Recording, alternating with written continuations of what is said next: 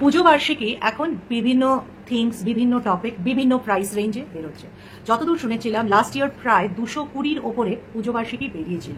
ইম্পালসিভলি আমিও প্রায় 7-8খানা পুজো বার্ষিকী যখন দেখলাম একটু দামটা পড়েছে তখন আনিয়েছিলাম, কিন্তু এখনো আমার কমপ্লিট করা হয়নি, সেগুলো এখনো রাখা আছে।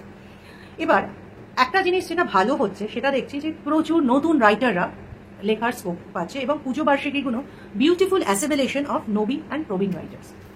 এখানে এখন আমরা দেখছি যে থিম স্পেসিফিক, মানে ভৌতিক চাইলে ভৌতিক পুজো বার্ষিকী পাবে, সাসপেন্স চাইলে সাসপেন্স, থ্রিলার চাইলে থ্রিলার থিমড পুজো বার্ষিকী পাবে। এবং এদের প্রাইস রেঞ্জগুলো 150 থেকে 300, 500 এই রেঞ্জে যায়। বাচ্চাদের জন্য আছে কিশোর ভারতী বা জলপরি। ভৌতিকে যেমন বললাম, এরকম বিভা পাবলিশিং এর একটা ভূত ভূতুম বলে আছে যেটা বাচ্চাদের জন্য হয়, এবং বিভা পাবলিশিং ডেডিকেটেডলি অ্যাডাল্টদের জন্য একটা পুজো বার্ষিকী, যেটা বই যে বইটার টপিকই হচ্ছে ভূত, প্রেত, তন্ত্র এটসেট্রা, সেটা নিয়ে লেখা হচ্ছে। বর্তমানে যদি পুজো বার্ষিকী দেখো তাহলে সেটা 100 টাকার মধ্যে একটা beautiful assimilation of history, mythology, socially relevant topics সেরকম।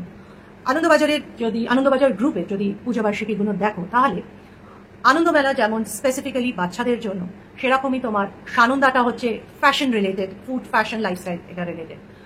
ভালো লেখা পড়তে চাইলে দেশ আছে। সিনেমা রিলেটেড টপিকে যদি জানতে চাও তাহলে আনন্দমেলা আছে। আর ওদিকে তোমার শুধু পত্রিকা আছে, এতগুলো টাইপস তোমাকে একটা হাউস দিচ্ছে। পত্রভারতীর থেকে সুন্দর বই কিশোর ভারতী আছে।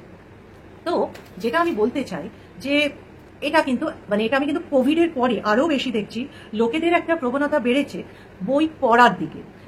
আগে যেমনি বলতো লোকেরা বই কিনে বই পড়ে না, সেইটা কিন্তু এখন অনেকটা চেঞ্জ হয়েছে।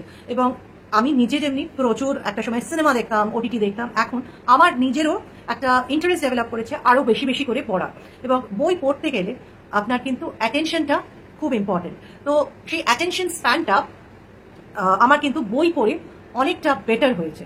আমি বলতে ভুলে গেছি, নতুন যে পুজো বার্ষিকীগুলো আসছে যেমন হচ্ছে নবপত্রিকা, তারপর আপনার অরণ্যমন গ্রুপের যে বইটা আসে, তারপর ওদিকে আপনার দেব সাহিত্য কুটির থেকে বই আসে। এই বইগুলো চেষ্টা করবেন, আমি একবারও বলছি না যে সব পুজো বার্ষিকী একবারে কিনুন আর পড়তে শুরু করে দিন। একটা একটা করে বই কিনে সেগুলোতে আপনারা বিভিন্ন রাইটারদের লেখার স্টাইল জানতে পারবেন, কি ধরনের টপিক সিলেকশন হচ্ছে সেটা জানতে পারবেন, এবং আশপাশে কি ঘটছে বইতে কিন্তু সেগুলোই আমরা জানতে পারি। আর আবার এটা পার্সোনালি যে বই কিন্তু আমাদের যদি অ্যাটেনশনটা ধরে রাখতে পারে একটা বইয়ের থ্রু দিয়ে, আমরা কিন্তু অনেক বেশি ইনফরমেশন গ্যাদার করি। Still in today's day and as in 2025, যেখানে গেটিং অ্যাটেনশন ইজ